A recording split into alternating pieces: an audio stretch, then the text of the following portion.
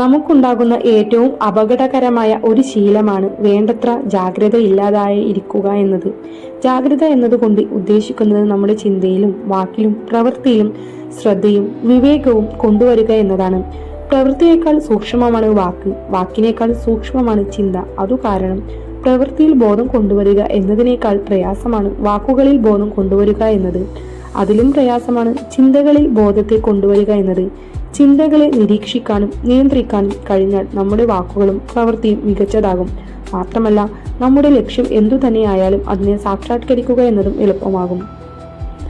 ആത്മീയ ജീവിതം നയിക്കാൻ ആഗ്രഹിച്ച ഒരു ധനിക യുവാവ് ഒരു ഗുരുവിൽ നിന്ന് സന്യാസ ദീക്ഷ സ്വീകരിച്ചു. സന്യാസി ഭിക്ഷയെടുത്ത് ജീവിക്കണമെന്നാണ് ആചാരം.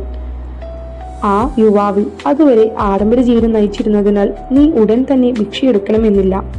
കുറച്ചു കാലം ഒരു ഭക്തിയുടെ വീട്ടിൽ നിന്ന് ആഹാരം കഴിച്ചാൽ മതിയാകും എന്ന് ഗുരു നിർദ്ദേശിച്ചു.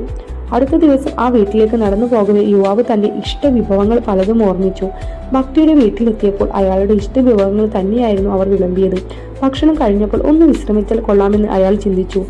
ഉടൻ ആ ഭക്ത പറഞ്ഞു, ഭക്ഷണം കഴിച്ചതല്ലേ ഉള്ളൂ, കുറച്ച് വിശ്രമിച്ച ശേഷം പോയിക്കൊള്ളൂ. ഇത് കേട്ടതോടെ യുവാവ് അമ്പരന്നു. ഞാൻ ചിന്തിക്കുന്നതൊക്കെ ഇവർ അറിയുന്നുണ്ടോ?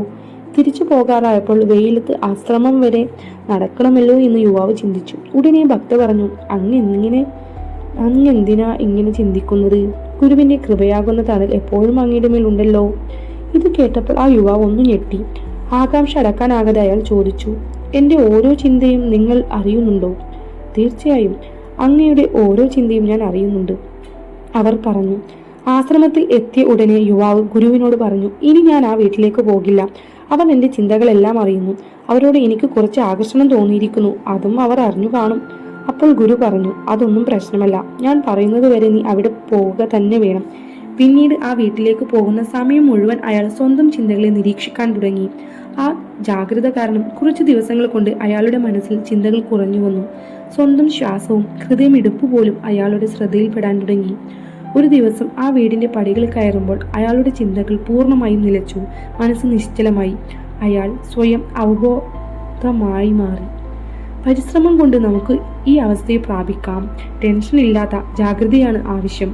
ശാന്തവും നിസ്സംഗവുമായ മനസ്സിന് മാത്രമേ ശരിയായ ജാഗ്രതയുണ്ടാകൂ. അതിനാൽ സ്വന്തം മനസ്സിനെ നിരീക്ഷിക്കുക. തെറ്റായ ചിന്തകളെ അടിച്ചമർത്താൻ നോക്കേണ്ട, എന്നാൽ അവയെ പ്രോത്സാഹിപ്പിക്കുകയും വേണ്ട.